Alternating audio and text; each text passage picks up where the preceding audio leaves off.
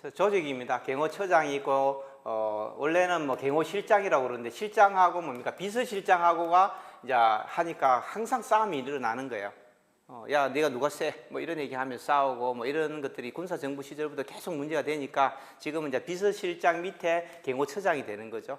그래서 실장은 장관급이고 처장은 차관급이죠, 차관급. 지시를 받게 이렇게 이제 만들어 놓은 거죠. 그게 이제 지금까지 왔던 거고 박근혜 정부 때 다시 실장으로 갔다가 다시 이제 처장으로 다시 내려왔습니다. 뭐 밑에 경호본부가 있고 뭐 이런 것들이 있고 경호안전본부가 있고 경호지원단, 안전교육원 뭐 여기 가서 나중에 이제 면접 보는 거죠. 면접 보고 뭐 이런다 이렇게 보시면 될 것 같습니다. 안에 그 홈페이지 보면 다 있으니까 뭐 이렇게 참고로 보시면 좋을 것 같습니다. 뭐 핵심 가치 뭐 이런 거 충성, 명예, 통합 뭐 이런 것들은 기본적으로 홈페이지에 가면 있는데 면접의 질문이라는 거죠. 왜 지원했느냐? 당신이 좋아하는 가치는 뭐냐? 이런 걸 묻는 거예요. 근데 뭐 기본적으로 경호처의 가치에 대해서 한번 핵심 가치에 대해서 얘기해봐라 이러면은 알아서 잘 얘기해. 충성입니다. 명예입니다. 이렇게 얘기하는데 본인이 좋아하는 가치가 뭐냐? 이러면 사랑입니다. 우정입니다. 이런 얘기를 하는 거지. 그래서 이 면접은 그 면접관이 던지는 질문의 의도를 알아야 돼요. 의도를. 워딩 그 자체는 별 의미가 없어요. 근데 학생들이 대부분 워딩에 초점 맞추거든. 그 표현법에 초점 맞추니까 엉뚱한 대답을 하는 거죠. 사랑이 중요하면은 막 사랑이 중요한 가치가 되는 그런 조직에 가야지. 왜 우리 경호처 왔어? 이렇게 되는 거지. 우정이면 우정. 뭐 그런 것도 마찬가지. 그래서 이 정보기관이나 경호처는 기본적으로 그 사람들이 말하는 의도가 있다는 거예요. 질문에 의도가 있으면 듣고자 하는 답이 있다는 거지. 그 답을 찾아내야 돼요. 근데 일반적인 공무원이라든지 기업의 면접은 그런 거 없어요. 워딩 따라가면 돼요. 근데 여기는 그렇지 않다는 거죠. 그런 부분에 대해서 좀 잘 알아야 된다. 이렇게 좀 볼 수 있을 것 같고요.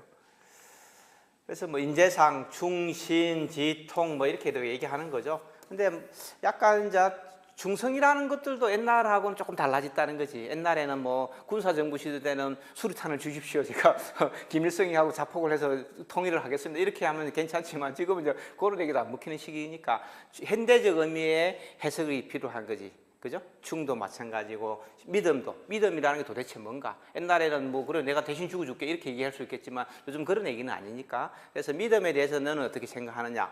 그 다음에 지식에 대해서 어떻게 생각하느냐? 옛날에는 경호 지식만 알면 됐는데 지금은 뭐 테러라든지 무기라든지 이런 거 다양한 거에 이제 주변된 지식들 알아야 된다 이렇게 이제 주장하는 거고 통도 마찬가지면 소통.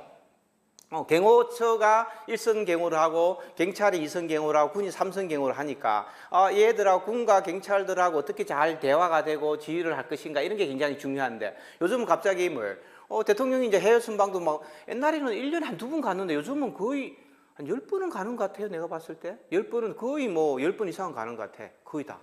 그러니까 또 해외 나가면 현지에 있는 그 경찰들이라든지 경호 조직들하고 대화가 돼야 되는데 영어가 안 돼. 영어가 안 되면 무슨 의미가 없는 거지. 그래서 이제 영어도 좀 할 줄 알아라 이렇게 얘기하는 거예요. 소통이라는 게 옛날에는 우리 커뮤니케이션을 얘기했는데 지금은 어학을 또 얘기를 하는 거지. 어학을 플러스 영어라든지 이런 어학을 얘기하는 거지.